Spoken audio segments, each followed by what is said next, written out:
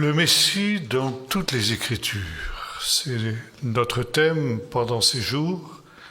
Et hier, nous nous sommes arrêtés notamment sur cette parole où l'évangéliste Luc nous rappelle que Jésus a expliqué à ses disciples dans les Écritures tout ce qui le concernait, et lui-même rappelle que ce qui lui est arrivé était ce qui avait été annoncé dans la Torah de Moïse, dans les prophètes et dans les psaumes.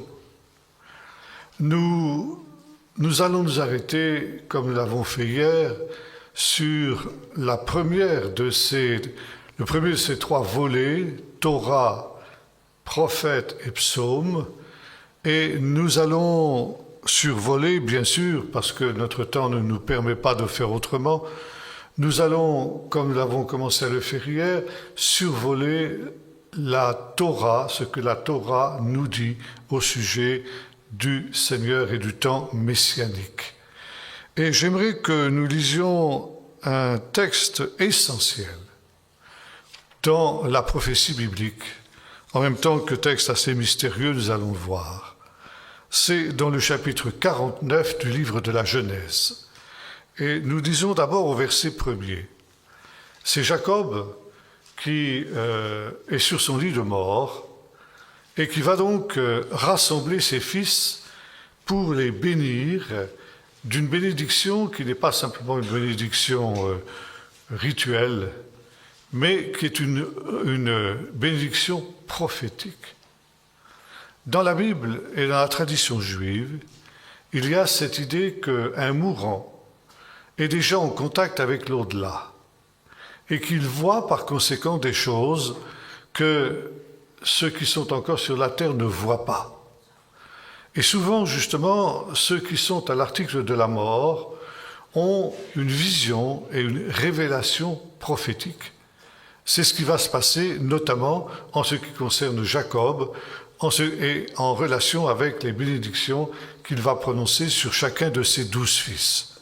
Et au verset 1er, il nous est dit ceci, Jacob appela ses fils, et il leur dit, « Assemblez-vous, et je vous annoncerai ce qui arrivera dans les jours à venir. » Traduction particulièrement mauvaise, puisque le texte hébreu nous dit littéralement ce qui arrivera, mais acheret agamim, ça c'est l'hébreu chrétien, vous savez. Il y a un hébreu chrétien, ça veut dire une tradition interprétative, une tradition de traduction qui s'est développée avec le temps de génération en génération, et tous les traducteurs reprennent ces clichés qui ne sont pas exacts. Mais si vous demandez à mes petits-fils qui parlent hébreu couramment ce que signifie en hébreu acheret agamim, ils ne vous diront pas cette chose tout à fait bizarre, les temps à venir ou des choses comme ça, ils vous diront la fin des temps. Je vous dirai ce qui arrivera à la fin des temps. Et dans la Bible, cette expression acheret agamim, dernier temps, fin des temps, c'est la première fois qu'il apparaît. Dans ce texte d'Ésaïe 49, c'est la première fois qu'on trouve cette expression. On la retrouvera bien sûr en de multiples endroits, et notamment chez les prophètes, on aura l'occasion d'y revenir, mais c'est la première fois qu'il est question ici de la fin des temps. Il est intéressant de noter que, selon les commentateurs, et en particulier un commentateur qui vivait aussi au siècle dernier, qui s'appelle Martin Buber, c'était un très grand spécialiste de la Bible, philosophe, théologien, etc. Commentant ce texte à partir des textes anciens, il déclare « Jacob, sur son lit de mort, a eu la révélation de tout ce qui devait se produire depuis son temps jusqu'à la fin des temps. Et il a commencé à exposer ces choses à ses fils. Mais ce qu'il disait était tellement précis et tellement pointu, si j'ose dire, que Dieu n'a pas voulu qu'il donne exactement tous les détails. Parce que Dieu ne nous donne pas la prophétie pour qu'elle satisfasse notre curiosité humaine. Et comme le disait mon professeur du Nouveau Testament, la Bible est contre une eschatologie, ça veut dire une description des temps derniers qui soit trop précise. Bien souvent, nous avons ce désir parce que c'est une curiosité humaine naturelle qui se trouve en chacun d'entre nous, nous voulons savoir. Et les sages d'Israël ont dit, bien que l'esprit de prophétie soit venu sur Jacob et qu'il ait commencé à exposer des choses dernières, au moment où il arrivait à des choses trop précises, Dieu a retiré l'esprit de prophétie de Jacob pour qu'il ne révèle pas les derniers détails de la fin des temps et des choses dernières. Néanmoins, il a déjà révélé des choses qui sont extrêmement importantes. Alors n'allons pas lire ce long chapitre et commenter chacune de ces révélations prophétiques que Jacob a reçues, mais j'aimerais que nous lisions plus particulièrement l'essentiel de cette révélation qui concerne la tribu de Juda, laquelle était, on le sait, la tribu messianique par excellence, puisque c'est de la tribu de Juda que devait sortir le Messie. Il est donc normal que cette prophétie-là, cette prophétie sur Juda, soit parmi toutes les autres, celle qui est la plus précise. Et voici ce qui nous est dit. Juda est un jeune lion, d'où l'expression le lion de Juda, que vous retrouvez dans l'Apocalypse. Tu remontes du carnage, mon fils. Il plie les genoux, il se couche comme un lion, comme une lionne qui le fera se lever. Le bâton du commandement ne s'écartera pas de Juda, ni l'insigne du législateur d'entre ses pieds, jusqu'à ce que vienne le Shilo et que les peuples lui obéissent. Il attache à la vigne son âne, et au meilleur cep le petit de son ânesse. Il nettoie dans le vin son vêtement, et dans le sang des raisins son manteau. Il a les yeux rouges de vin et les dents blanches de lait. Dans ce texte, il y a une expression extrêmement difficile à comprendre. C'est ce que les spécialistes de la Bible appellent un apax legomenon, ça veut dire un mot ou une expression qui n'apparaît qu'une seule fois dans toute la Bible. Et croyez-moi, quand un traducteur rencontre une expression de ce genre, il s'arrache les cheveux. Cette expression, c'est le Shilo. Le bâton du commandement ne s'éloignera pas de Juda ni l'insigne du législateur d'entre ses pieds jusqu'à ce que vienne le Shilo et que les peuples lui obéissent. Shilo, c'est une expression qui revient une seule fois dans la Bible, justement à cet endroit-là. Et de fait, on ne sait pas très bien de quoi il s'agit quand il est question de ce Shilo. On essaie d'en comprendre la signification sur le plan étymologique. Et il y a différentes explications, dont aucune d'ailleurs n'est parfaitement satisfaisante. Shilo, ça pourrait venir de Shiloach, ce qui signifie l'envoyé. Alors il faudrait comprendre jusqu'à ce que vienne l'envoyé, sous-entendu l'envoyé de Dieu. Il y a une autre manière aussi de comprendre ce texte, c'est de décomposer ce mot en deux mots, Shai-lo, ce qui voudrait dire alors des dons pour lui. jusqu'à ce que vienne, alors il faudrait traduire et comprendre de la manière suivante, jusqu'à ce que vienne celui auquel on fera des dons, on fera des cadeaux, et où les peuples lui appartiendront. Et nous allons voir que dans d'autres textes bibliques, et notamment dans le Nouveau Testament, c'est un peu de ces deux manières que l'on a compris cette expression, le Shiloh. Maintenant, comme je l'ai dit tout à l'heure, plutôt hier, il est très intéressant, quand on a des problèmes de ce type-là, de comparer le texte hébreu avec les traductions araméennes de la Bible. Des traductions qui sont très très anciennes, qui ont d'abord existé sous forme orale et qui parfois nous éclairent, et notamment dans des textes obscurs comme celui-là, sur la manière dont à l'époque on comprenait ces expressions et qui par conséquent ont des raisons d'être exactes. Et il y a un Targum qui dit ceci, là où il nous est dit « jusqu'à ce que vienne le Shiloh », voici ce que nous trouvons dans le texte araméen, « jusqu'à ce que vienne le Messie qui accordera ou qui donnera le royaume ». Un autre Targum, celui de Ben Uziel, traduit aussi de la manière suivante, « jusqu'au temps où viendra le roi Messie ».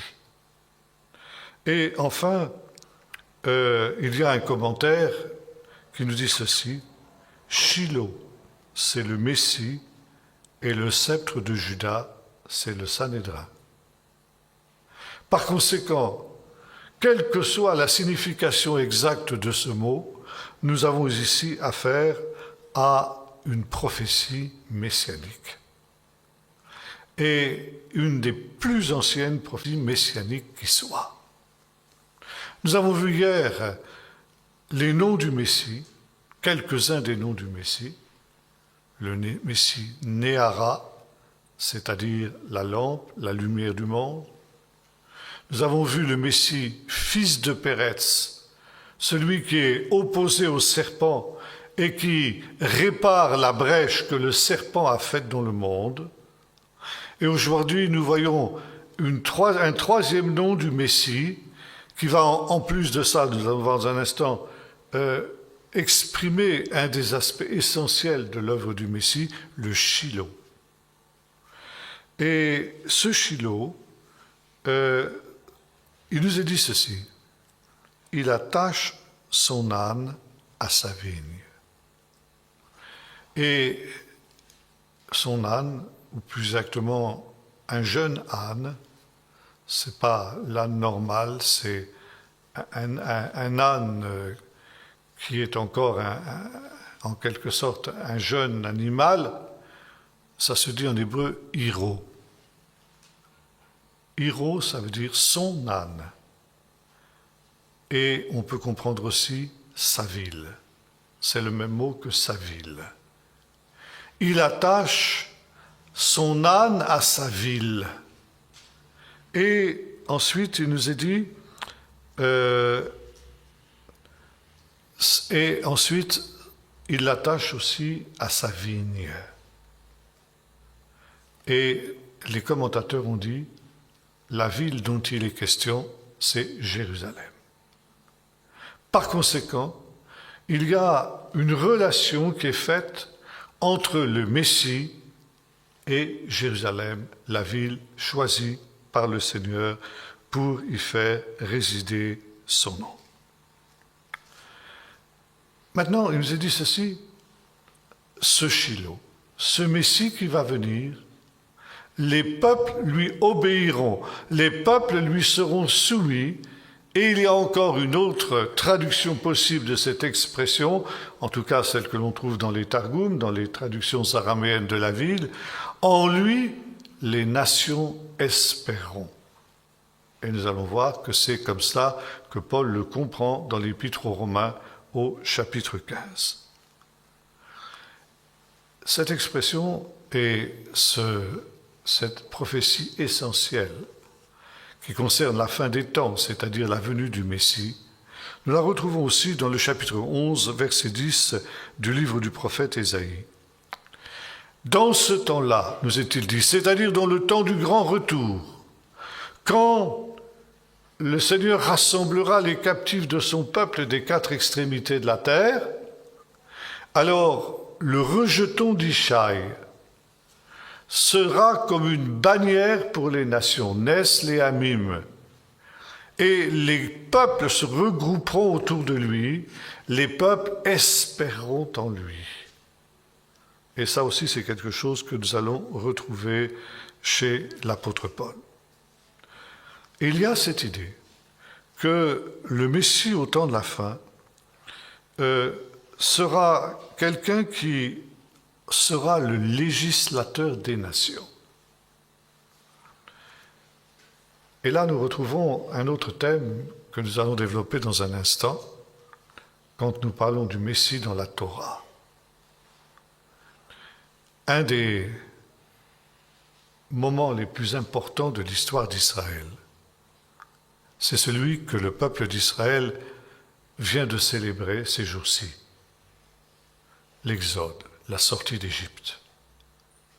Nous venons de célébrer la fête de Pâques et la fête qui la suit, c'est-à-dire la fête des pains sans levain.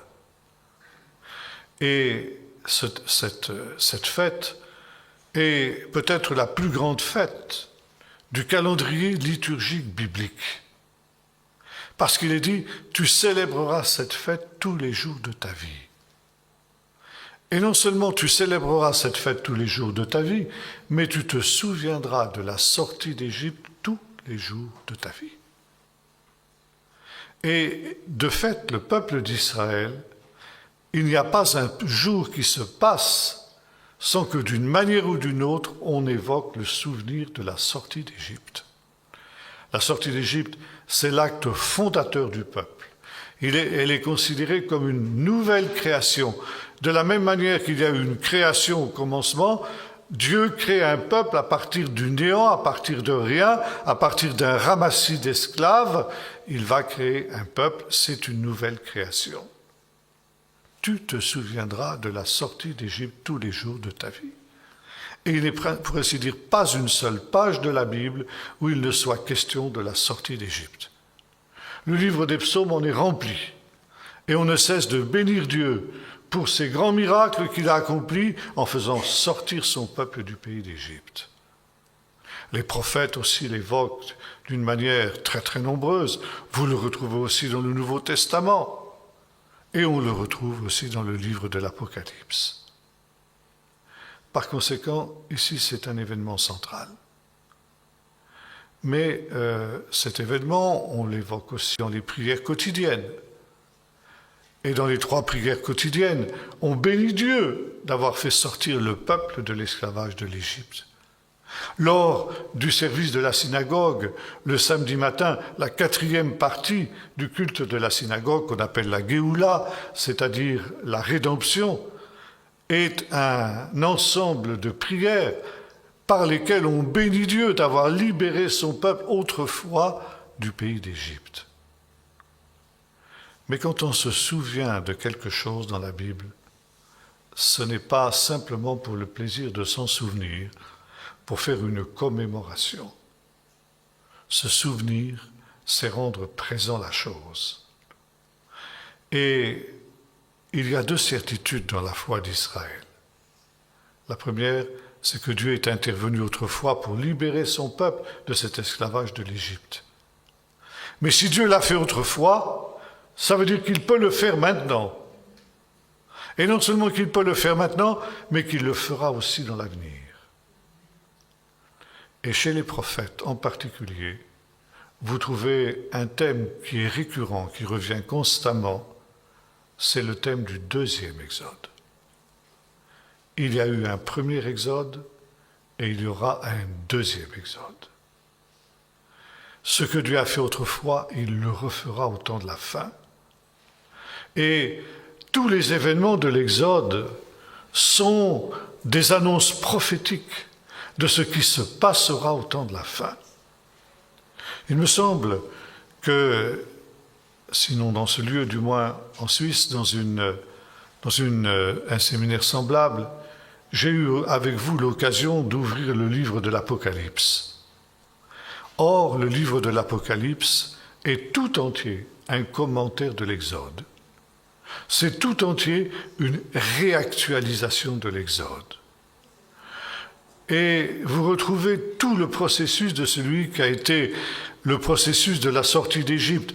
Non plus qu'il s'agisse maintenant pour le peuple d'Israël et pour l'Église de sortir d'Égypte, mais de sortir du royaume de l'Antichrist, de la grande Babylone, qui en quelque sorte sera une nouvelle Égypte, et où l'Antichrist sera un second pharaon. Et de la même manière que le Seigneur a autrefois libéré son peuple de l'Égypte, il délivrera aussi son peuple de ce dernier esclavage. Maintenant, pour que la rédemption d'Égypte soit possible, Dieu a suscité un libérateur, Moïse. Et de la même manière, au temps de la fin, pour libérer son peuple du dernier esclavage, Dieu suscitera un deuxième Moïse, le Messie, le Shiloh. Et c'est la raison pour laquelle ce personnage s'appelle le Shiloh, l'envoyé. Moïse a été envoyé par Dieu. Il a été envoyé depuis le pays de Madian, où il s'était il s'était enfui à la suite des avatars qu'il avait eus dans le pays d'Égypte. Et depuis cet endroit, Dieu le renvoie dans le pays d'Égypte. Je t'envoie pour libérer mon peuple. Et ce faisant, Moïse devient le prototype des prophètes. Le prophète est toujours un envoyé de Dieu. Lorsque Dieu appelle un prophète au ministère prophétique, il y a toujours cette parole « je t'envoie ». C'est le cas, par exemple, pour Gédéon, qui est une sorte de prophète. « N'est-ce pas moi qui t'envoie ?» lui dit le Seigneur. Lorsque Ésaïe a la vision du Seigneur dans le temple, il entend la parole du Seigneur qui lui dit « Qui marchera pour nous? Qui enverrai-je » Et le prophète répond « Me voici, envoie-moi ». Jérémie aussi, à Jérémie, le Seigneur dit « Je t'envoie ». Ézéchiel aussi, vous retrouvez cette même expression « Je t'envoie ». Et par conséquent, le Shiloh, le Messie, sera lui aussi un envoyé de Dieu, le dernier des envoyés de Dieu, pour faire sortir le peuple de l'esclavage, non plus de l'Égypte, mais de l'esclavage de la faim, de l'esclavage de ce royaume maudit, ce royaume Aracha, Malhut Aracha, comme on dit en hébreu, ça veut dire le royaume de l'Antichrist, le royaume maudit. Et de la même manière, Moïse a été un prophète, le premier et le plus grand des prophètes. Et qu'est-ce qu'il a fait, outre cet acte de libération qui a été le sien? Il a été aussi un législateur. Il a donné au peuple d'Israël une Torah. Et cela nous est rappelé dans le livre du Deutéronome que Moïse a été un législateur. Et nous retrouvons cette idée aussi de la prophétie du Shiloh. Il sera le dominateur des peuples, on peut traduire aussi le législateur des peuples. Et voyez-vous ici, il y a cette idée, à partir de ce texte dans le judaïsme, que lorsque le Messie viendra, il sera un second Moïse. Et là, j'anticipe un petit peu sur ce que j'avais l'intention de dire dans notre deuxième partie, où nous retrouvons la personne de Moïse qui annonce avant sa mort, dans le chapitre 18 du livre de l'Exode, à peu près ceci. « Le Seigneur l'Éternel vous suscitera un prophète comme moi, et vous l'écouterez dans tout ce qu'il vous dira. Tous ceux qui n'écouteront pas ce prophète seront retranchés du sein du peuple d'Israël. » Or, il y a quelque chose de très curieux dans cette prophétie de ce prophète comme Moïse. Parce qu'à la fin du livre du Deutéronome, dans le chapitre 32, nous lisons ceci. Il ne parut plus de prophète comme Moïse que le Seigneur connaissait face à face. Alors il y a une contradiction. D'un côté, Moïse déclare que Dieu va susciter un prophète comme lui, et d'un autre côté, il nous est dit qu'il ne parut plus de prophète comme Moïse. Comment comprendre cette contradiction? Alors la réponse est celle-ci. Depuis Moïse jusqu'au temps où la Bible a été écrite, en effet, il n'y a pas eu de prophète comme Moïse. Car Moïse est de loin le plus grand de tous les prophètes. Mais au temps de la fin, juste avant l'avènement du royaume messianique, Dieu suscitera un deuxième Moïse. Dieu suscitera un prophète comme Moïse. Et ce prophète ne sera autre que le Messie. Et cette prophétie d'Exode 18, où il est question du prophète messianique, est considérée comme une prophétie sur la fin des temps, et une prophétie qui concerne le Messie. Le second Moïse, dont il est question dans ce texte, n'est autre que le Messie. Et quel sera donc le rôle de ce second Moïse qui paraîtra à la fin? Eh bien, il sera double. D'une part, libérer le peuple de l'esclavage du nouveau pharaon qui l'aura asservi, c'est-à-dire de l'Antichrist, ce que nous appelons l'Antichrist, et deuxièmement, d'être aussi un législateur. De la même manière que le premier Moïse a donné une Torah, de la même manière, le second Moïse donnera une deuxième Torah. Maintenant, il y a un commentaire très intéressant sur ce chapitre 18 du livre du Deutéronome, parce que au chapitre précédent, chapitre 17 du livre du Deutéronome, il est question d'un roi.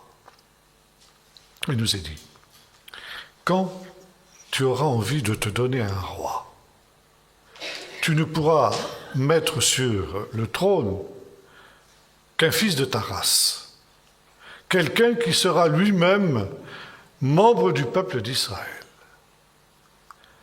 Et voilà ce qui nous est dit.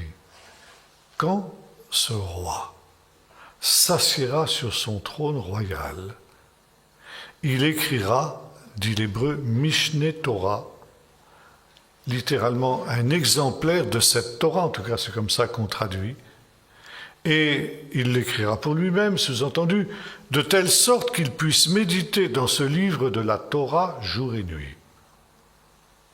Maintenant, on peut comprendre cette expression d'une manière différente. Il écrira une Mishneh Torah, ça veut dire il écrira une seconde Torah. Et les commentateurs ont déclaré ceci, le prophète, à la manière de Moïse, n'est autre que le roi dont il est question dans le chapitre précédent. Ça veut dire que le Messie, le Shiloh, sera à la fois roi et prophète.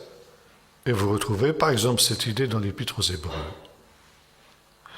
Et quand il s'assiera sur son trône royal, il donnera une deuxième Torah.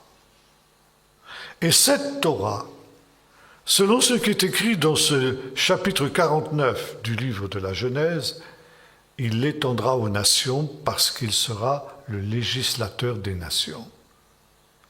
Et les nations recevront avec joie le joug de la Torah du Messie, parce que ce joug de la Torah du Messie sera un fardeau doux et léger.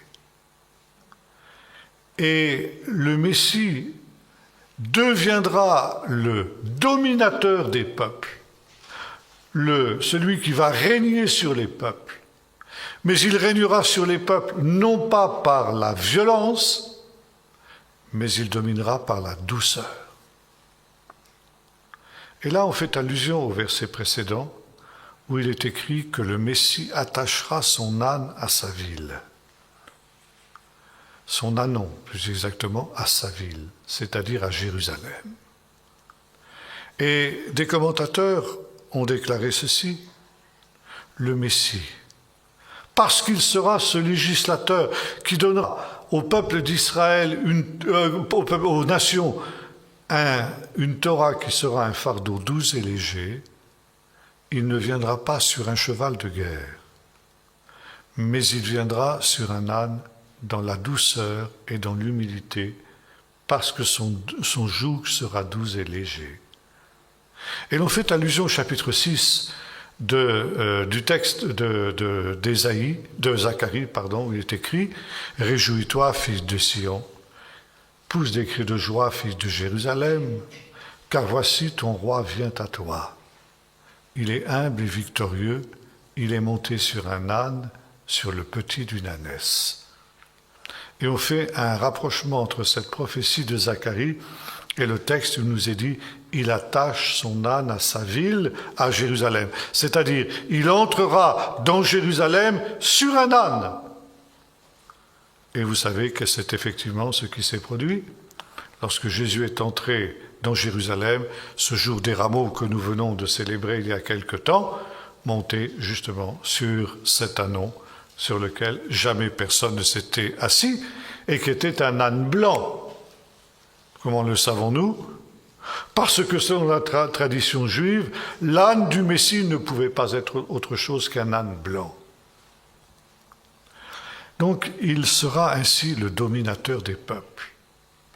Il dominera sur les peuples, non pas par la violence, non pas par la contrainte, non pas par des moyens coercitifs, comme le font la plupart des dominateurs ici dans le monde, mais il le fera par la douceur. Et encore une fois, c'est volontairement que les nations accepteront le joug de la Torah du Messie. C'est une expression qui est tirée du judaïsme, et notamment, il y a cette expression du judaïsme, prendre sur soi le joug de la Torah. Ça veut dire accepter de se plier au commandement du Seigneur. Et lorsqu'il est question de ce joug de la Torah, c'est aussi prendre sur soi le joug du royaume de Dieu. Ça veut dire le royaume ou le règne de Dieu, c'est la même chose, on peut traduire des deux manières. Le règne de Dieu, il s'exprime par les commandements de Dieu. Par conséquent, quand on accepte les commandements de Dieu, on se place sous le joug du royaume de Dieu. Ça veut dire on fait déjà partie du royaume de Dieu. Et par conséquent, cette appartenance au royaume de Dieu, qui était l'apanage du seul peuple d'Israël, sera étendue à toutes les nations au temps de la fin. Vous vous souvenez qu'on a lu ce texte hier où Jésus déclare que, à cause de sa mort et de sa résurrection, le pardon des péchés serait prêché à toutes les nations, à commencer par Jérusalem. Par conséquent, ici, les nations prendront le joug du royaume de Dieu, qui sera un joug doux et léger. Maintenant, qu'est-ce que sera cette Torah du Messie? Là aussi, il y a un texte très intéressant dans les sources rabbiniques. Vous savez que, selon la tradition juive, il y a 613 commandements dans la Torah. Et il nous est dit ceci, ces 613 commandements, David les a réduits à 10. Michée à 5, on t'a fait connaître, homme, ce qui est bien, ce que l'Éternel demande de toi, et il y a 5 exigences qui sont alors citées. Et enfin, Habakkuk les a réduits à une, le juste vivra par la foi.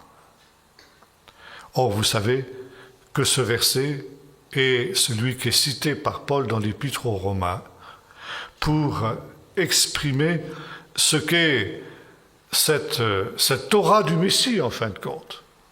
Non pas que cette Torah, comme l'avons vu hier, soit contraire à la Torah qui avait été révélée, puisque justement, elle ne fait que résumer les 613 commandements de la Torah. C'est la même Torah, mais c'est une Torah qui est réduite à ce fardeau doux et léger dont Jésus parlait lui-même quand il disait « Venez à moi, vous tous qui êtes fatigués et chargés, et je vous donnerai du repos. Prenez mon joug sur vous et recevez mes instructions, car je suis doux et humble de cœur, et vous trouverez le repos de vos âmes. » Ainsi, le Messie sera le législateur des nations, le législateur des peuples.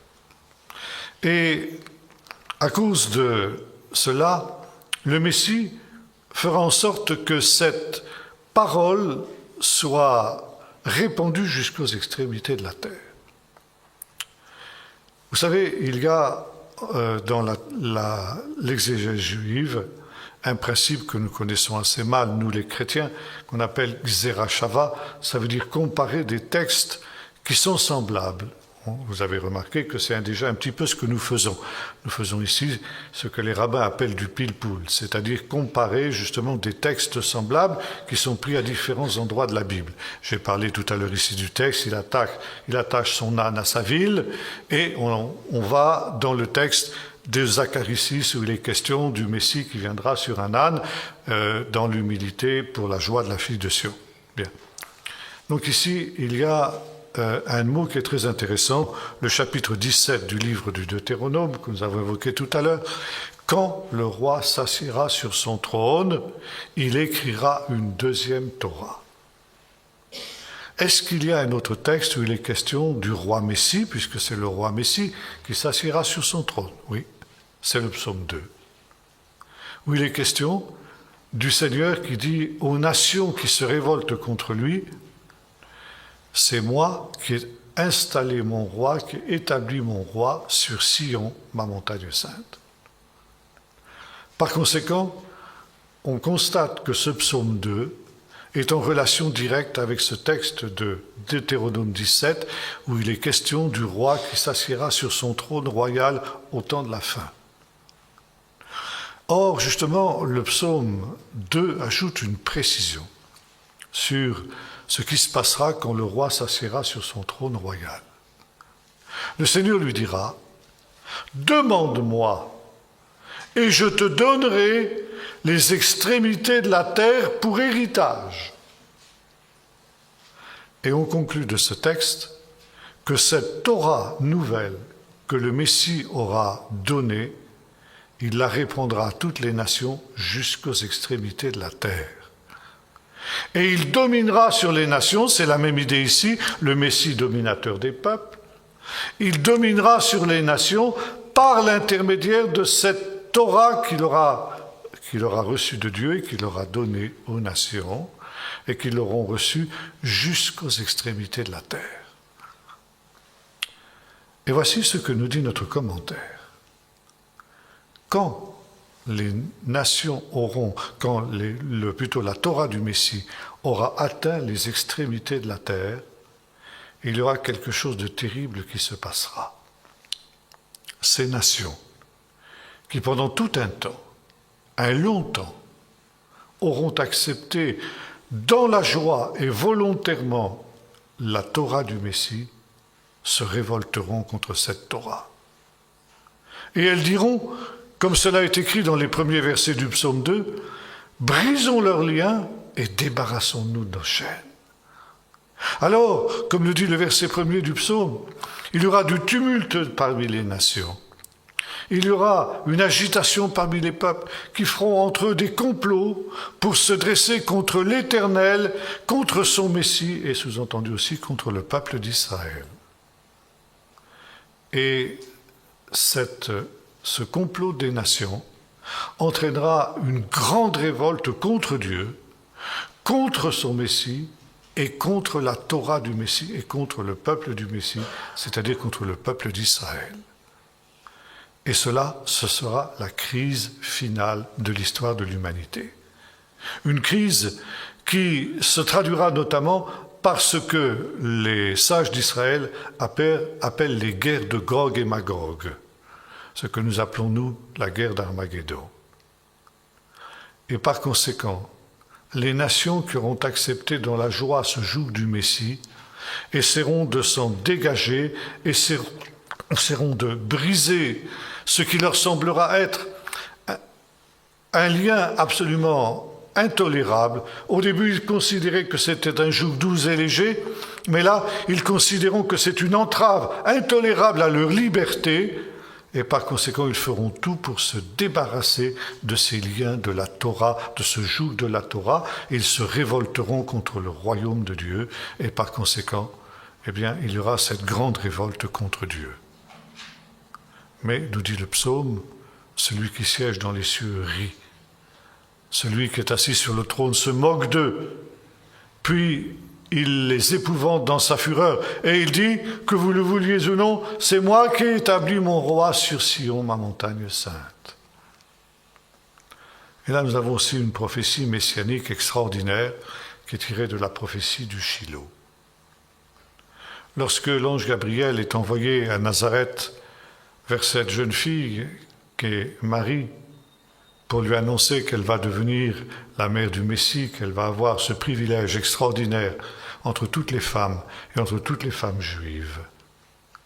Car toute jeune fille juive qui se marie espère qu'elle aura le privilège d'être la mère du Messie. Et voilà que c'est à cette jeune fille de Nazareth que l'ange annonce que c'est elle qui, comme elle le dira plus tard, va être bénie entre toutes les femmes, parce que c'est elle qui va enfanter le Messie. Et l'ange lui déclare ceci, parlant de cet enfant qui va naître, il lui dit, « Il sera grand, et le Seigneur Dieu lui donnera le trône de David son père, quand le roi s'assiera sur son trône. Il régnera sur la maison de David à perpétuité. » Voyez-vous, il y a aujourd'hui des gens qui prétendent que ce qui se passe au Moyen-Orient n'est pas la réalisation des prophéties et que l'histoire d'Israël est terminée. Israël n'a plus d'avenir.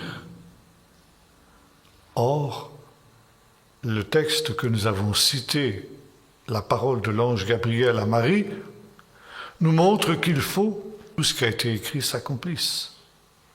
Un jour viendra où s'accomplira cette prophétie de l'ange, cette prophétie du psaume 2, « C'est moi qui ai établi mon roi sur mon trône », et puis cette prophétie du chapitre 17 du livre du Deutéronome, où il est question du roi, du Messie, par conséquent qui s'assiera sur son trône royal.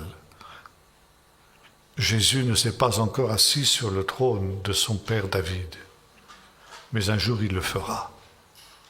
Et c'est la raison pour laquelle il faut qu'il y ait un Israël rassemblé dans son pays à ce moment-là, pour que Jésus puisse régner sur ce peuple d'Israël à perpétuité, comme l'ange l'avait dit.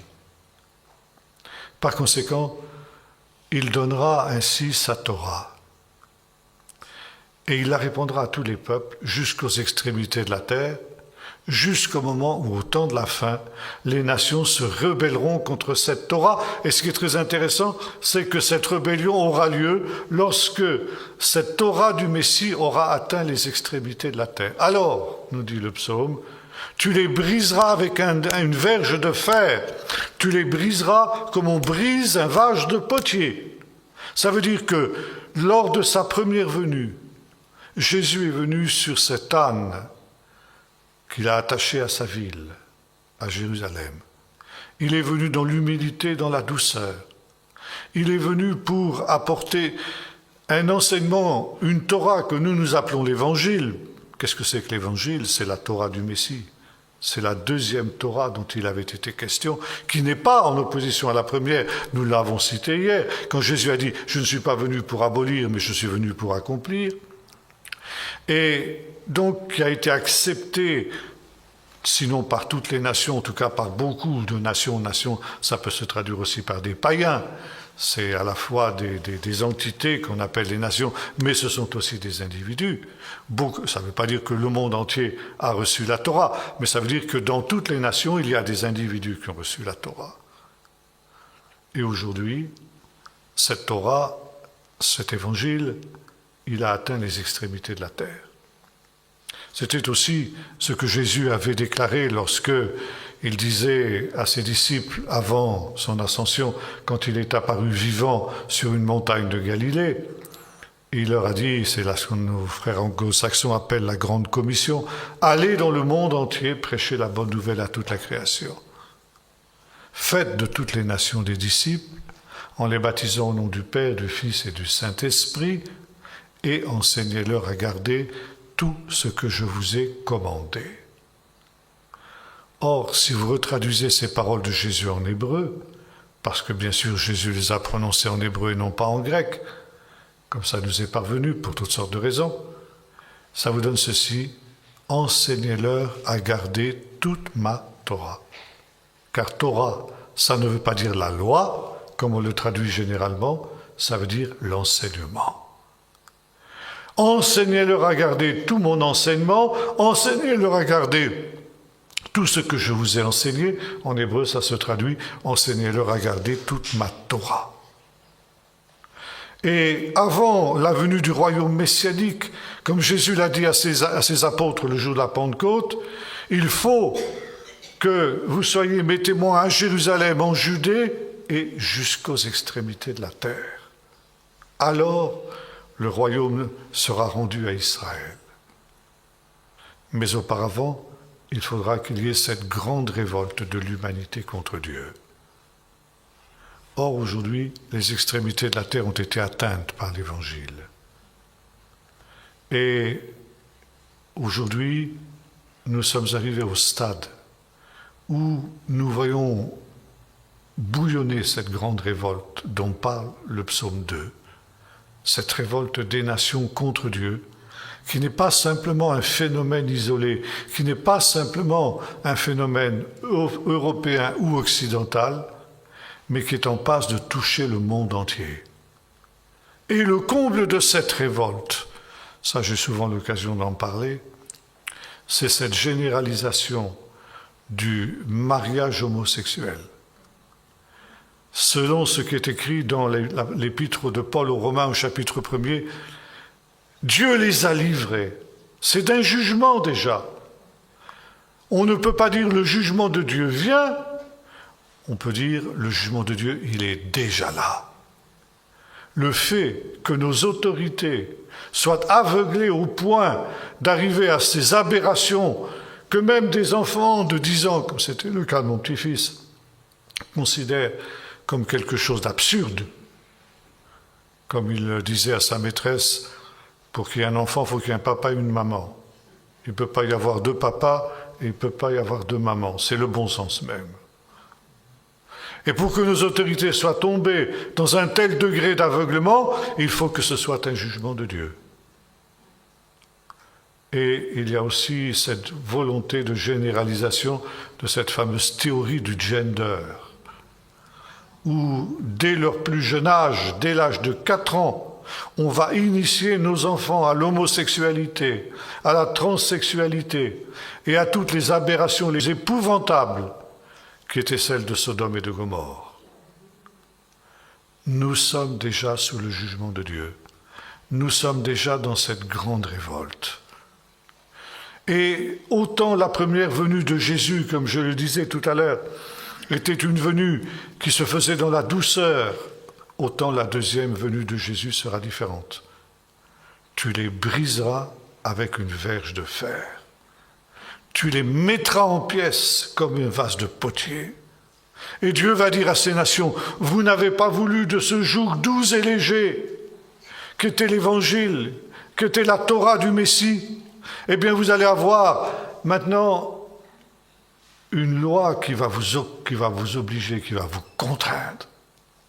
Vous serez amené à être brisé comme un vase de potier parce que vous vous êtes révolté contre les choses de Dieu, contre la parole de Dieu. Et voyez-vous, nous sommes exactement aujourd'hui dans ce contexte. Et là, je reviens justement maintenant à notre prophétie du Shiloh, où il nous est dit qu'il est le législateur des peuples. Je vous ai dit tout à l'heure que le Shiloh, c'est l'envoyé. Mais on peut aussi comprendre, je vous l'ai dit aussi, celui auquel on apporte des présents. Shiloh, des dons pour lui. Maintenant, on prend d'autres textes aussi en relation avec cette prophétie du Shiloh, par exemple dans le livre de Zacharie, dans le livre de Jérémie. Il nous est dit qu'au temps de la fin, Dieu suscitera Tzemar Tzedek, une branche juste.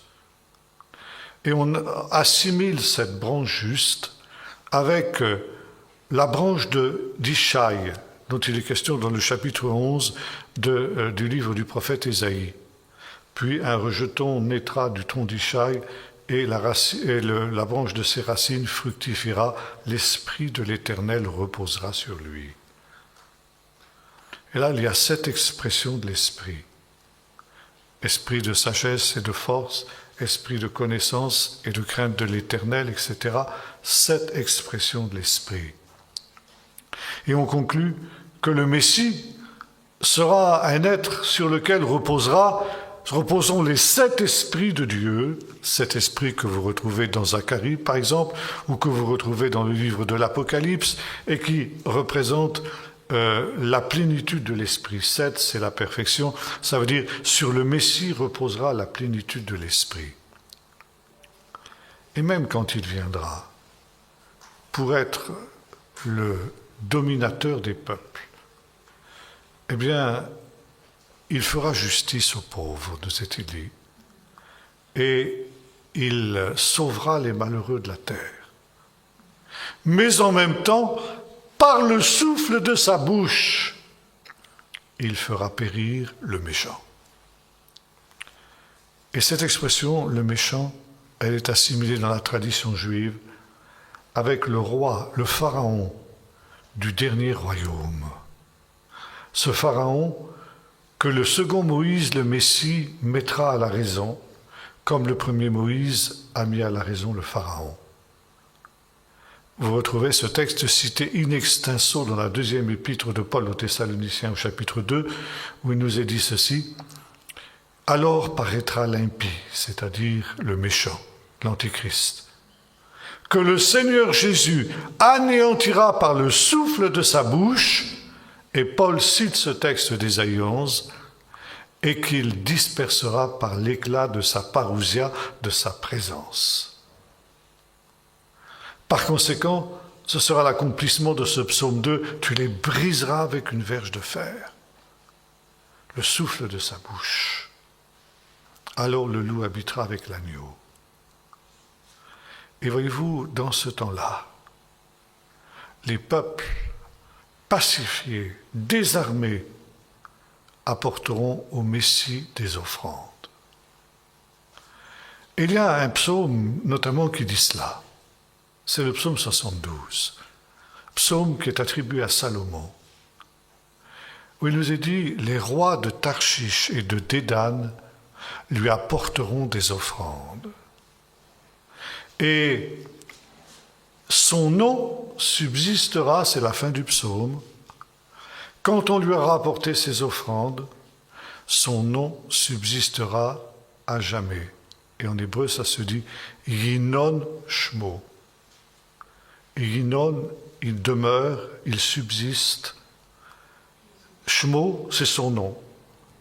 Par conséquent, si nous, on considère que Yinon, c'est un des noms du Messie. C'est le Messie auquel les nations apporteront des dons, des présents au temps de la fin. Et bien sûr, il y a un des textes les plus célèbres de l'Écriture, qui est souvent évoqué, bien sûr, à la période de Noël. C'est la fameuse adoration des mages. Les mages qui sont venus de ces pays qui sont cités dans ce psaume 72. Ça veut dire des pays de Sheba et de Dédan. Et qui ont apporté au Messie des offrandes. Et là, pour Matthieu qui nous rappelle cet événement, c'est un accomplissement prophétique. C'est l'accomplissement de ce texte du Shiloh, où il nous est dit que c'est celui auquel les nations qui se soumettront à la Torah du Seigneur apporteront des dons et apporteront des offrandes. Et c'est très intéressant parce que le commentaire nous dit ceci. Au moment où les nations se soumettront à la Torah du Messie, Israël le fera-t-il? Et on ne répond pas à cette question, mais on laisse entendre qu'au moment où le peuple, où les nations accepteront la Torah du Messie, il se pourrait bien que le peuple d'Israël ne le fasse pas. Et ce n'est pas sans raison que les premiers adorateurs, les premiers à reconnaître en Jésus qui? Le roi des Juifs, sont des païens, les mages. Et ils viennent adorer Jésus en tant que quoi? En tant que sauveur des nations, comme le disait Ambroise de Milan? Pas du tout. En tant que roi des Juifs. Où est le roi des Juifs qui vient de naître? Parce que ce n'est que si Jésus est le roi des Juifs, ce n'est que si Jésus s'assied sur le trône de David son père, comme l'ange l'avait dit à Marie sa mère, ce n'est que dans cette condition-là que Jésus peut être le sauveur des nations et qu'il peut porter le salut jusqu'aux extrémités de la terre. Et pour pouvoir entrer dans le salut eschatologique, il faut que les nations reconnaissent que Jésus est le roi des Juifs. Vous vous souvenez que sur la croix de Jésus, il y avait une inscription qui indiquait le motif de sa condamnation. Elle était en 3 langues, en hébreu, en grec et en latin. Et cette inscription disait ceci, Jésus de Nazareth, le roi des Juifs. Dire que cette inscription était en 3 langues, c'est-à-dire les langues les plus courantes de l'époque, c'est une manière de dire que toutes les nations doivent savoir que Jésus est le roi des Juifs. Et ce n'est que à cette condition-là que, effectivement, les nations peuvent entrer dans cette grâce de Dieu, dans ce salut de Dieu. Maintenant, donc, les nations lui apporteront des présents. Il y a une autre manière de traduire ce texte, et vous trouvez ça dans le chapitre 15 de l'Épître aux Romains, on va lire ce texte si vous le voulez, où Paul nous dit ceci. C'est pourquoi je te confesserai parmi les nations, verset 9. Je chanterai en l'honneur de ton nom. Il est dit encore, nations, réjouissez-vous avec son peuple. Ou encore, louez le Seigneur, vous toutes les nations, et que tous les peuples le louent. Ésaïe dit aussi, il paraîtra le rejeton d'Ishaï, celui qui se lèvera pour commander aux nations. Citation de notre texte de Genèse 49. Et non seulement il commandera aux nations, mais les nations espéreront en lui. Et Paul termine en disant, que le Dieu de l'espérance vous remplisse de toute joie et de toute paix dans la foi, afin que vous débordiez d'espérance par la puissance du Saint-Esprit. Le Messie sera un signe d'espérance. Le Shiloh, c'est aussi un signe d'espérance. Et cette espérance, c'est justement cette espérance de la venue du royaume de Dieu. C'est cette espérance que Jacob avait annoncée à ses fils dans cette prophétie, cette première prophétie de toute l'histoire biblique, cette prophétie qui concerne pour la première fois la fin des temps, comme nous l'avons dit tout à l'heure. Maintenant, continuons notre lecture dans Romains. Cependant, verset 15, à certains égards, je vous ai écrit avec une sorte de hardiesse pour réveiller vos souvenirs à cause de la grâce que Dieu qui m'a été faite d'être ministre de Jésus-Christ pour les païens. Je m'acquitte du service sacré de l'évangile de Dieu, afin que les païens lui soient une offrande agréable, sanctifiée par le Saint-Esprit. Que les païens soient pour Dieu une offrande agréable, sanctifié par le Saint-Esprit. Le Shiloh, c'est celui auquel on apportera, où les nations apporteront des dons. Et Paul commente aussi ce texte en expliquant ce qu'est sa vocation, comment il comprend sa propre vocation d'apôtre, c'est-à-dire d'envoyer. Son but, c'est de récolter une moisson d'âmes au sein de toutes les nations, pour que ces nations, vous et moi, nous soyons offerts au Messie au temps de la fin comme des offrandes. Ce n'est pas seulement de l'or et de l'argent qu'il faut apporter au Messie, mais c'est nous-mêmes qui sommes apportés par les apôtres d'Israël, et notamment par l'apôtre Paul, pour être une offrande au Messie. Vous voyez ici la richesse de ce texte sur le Shiloh. Vous voyez comment c'est quelque chose qui parcourt toute la Bible. Et tous les textes, que ce soit dans l'Écriture ou que ce soit dans le Nouveau Testament, font sans cesse référence à cette prophétie essentielle du Shiloh.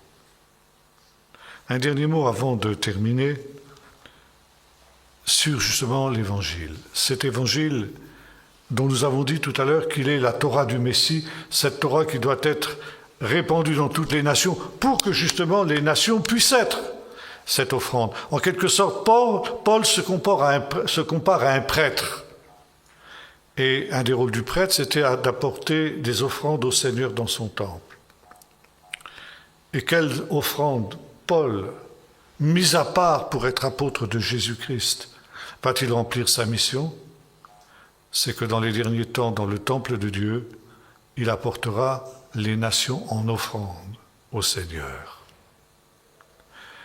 Et c'est la raison pour laquelle l'Évangile aussi a été répandu à toutes les nations. Je disais tout à l'heure que le Messie, le Shiloh, doit être aussi un nouveau Moïse. Et c'est notamment l'image que l'Évangile de Matthieu nous donne. Ce serait très intéressant d'étudier les 4 évangiles, vous savez, qui rapportent un peu les mêmes choses, mais d'une manière un peu différente. Et là, il y a un procédé qu'on appelle en hébreu le procédé midrashique, qui consiste à suggérer. En hébreu, disons dans la tradition d'Israël, on enseigne autant par ce que l'on dit que par ce que l'on suggère. Et il faut de la sagacité, de la sagesse pour comprendre ce qui est suggéré. Et l'évangile de Matthieu, écrit par un juif, Matthieu, Lévi, le péager de Capernaum, qui est devenu disciple de Jésus dans les circonstances que l'on sait, est l'évangile le plus juif qui soit des 4 évangiles. Il est écrit par un juif pour des juifs. Et il nous présente Jésus sous la forme de ce nouveau Moïse, c'est-à-dire finalement du Shiloh.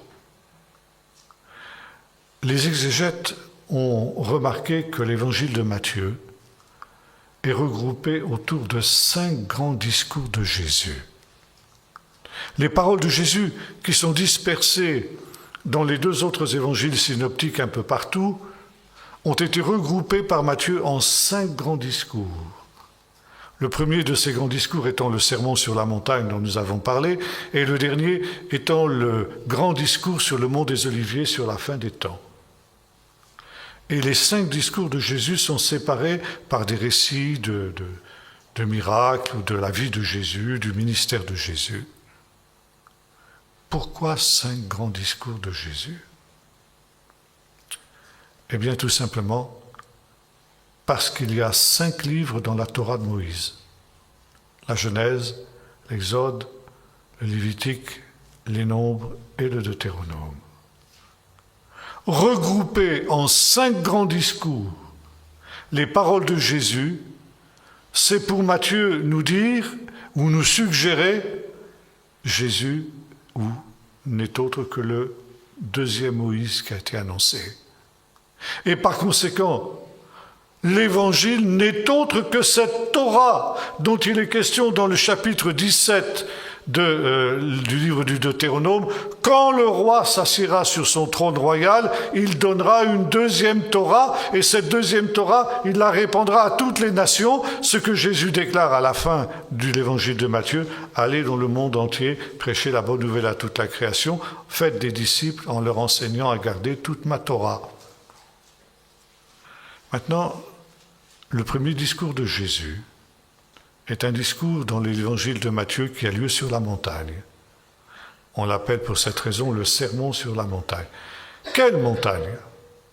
On ne sait pas. Il n'y a aucune indication topographique qui nous permette d'identifier avec précision cette montagne. On montre à côté de Capernaum une montagne que l'on donne comme étant la montagne des béatitudes. Comme disait Normand, peut-être bien que oui, peut-être bien que non, on ne sait pas. Mais peu importe. Il fallait que Jésus commence son ministère en enseignant sur une montagne. Pourquoi ? Parce que le premier Moïse a donné la Torah sur une montagne, la montagne du Sinaï.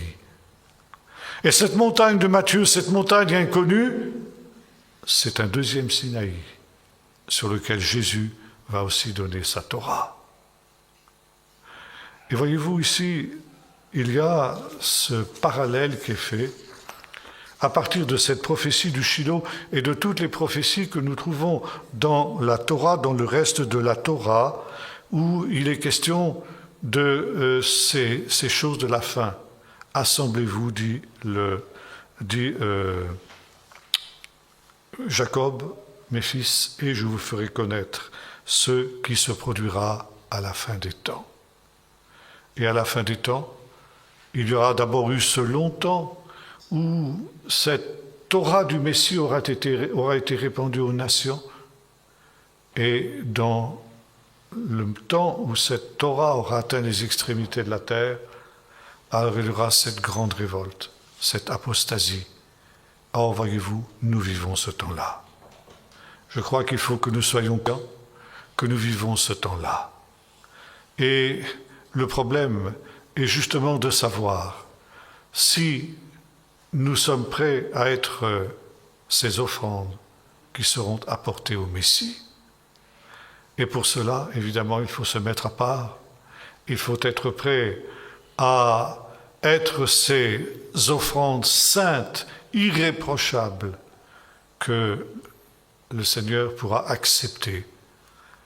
Le Messie est le dominateur du peuple. Prenez mon joug sur vous, recevez mes instructions, vous trouverez le repos de vos âmes. Cette parole n'a pas changé, même si les hommes aujourd'hui la rejettent, elle est encore valable pour ceux qui veulent prendre sur eux le joug du royaume de Dieu, du royaume du Messie, et ainsi devenir ces offrandes, ces pains sans levain, sans péché, sans tache ni ride, sans rien de semblable, qui seront présentés au Messie quand il viendra au Shiloh comme des dons. Celui auquel on apportera des dons, l'envoyé de Dieu, celui auquel les peuples seront soumis, mais aussi celui qui sera l'espérance des nations. En lui, les nations espéreront. Et je terminerai comme le faisait l'apôtre Paul, que le Dieu d'espérance vous remplisse de toute joie et de toute paix pour que vous débordiez d'espérance par le Saint-Esprit. Nous allons prier. Seigneur notre Dieu, merci pour la grâce que tu nous as faite, nous les païens, qui n'étions pas un peuple, et auquel tu as envoyé un libérateur, comme tu avais envoyé un libérateur pour ton peuple d'Israël en la personne de Moïse. Et cette fois-ci, tu nous as envoyé ce libérateur en la personne de Jésus. De telle manière, Seigneur, que tu nous as donné cette nouvelle Torah, ce joug doux et léger, dans lequel tu nous dis que le juste vivra par la foi, et qui nous permet, Seigneur, d'entrer dans cette alliance qui a été conclue avec Israël, et d'être de ceux, Seigneur, qui, comme les mages, peuvent dire que tu es le roi des Juifs, et que par conséquent, tu mérites non seulement que nous t'apportions des offrandes, mais que nous soyons nous-mêmes ces offrandes, ces païens qui étaient destinés à être offerts en offrande au Messie quand il viendrait. Et au moment, Seigneur, où nous voyons poindre cette grande apostasie, cette grande révolte contre Dieu, Seigneur, nous voulons continuer à être de ceux qui prennent le joug doux et léger qui est le tien, afin, Seigneur, que nous ne soyons pas brisés comme des vases de potier quand tu viendras, mais que, Seigneur, que nous puissions nous aussi nous asseoir sur ton trône, quand tu seras assis sur ton trône au dernier jour, le trône de David ton père, et que tu régneras sur la maison d'Israël et sur les nations à perpétuité, comme le dit ce texte. Toi, le Shiloh, l'envoyé de Dieu, celui auquel on apporte des présents au nom de Jésus. Amen.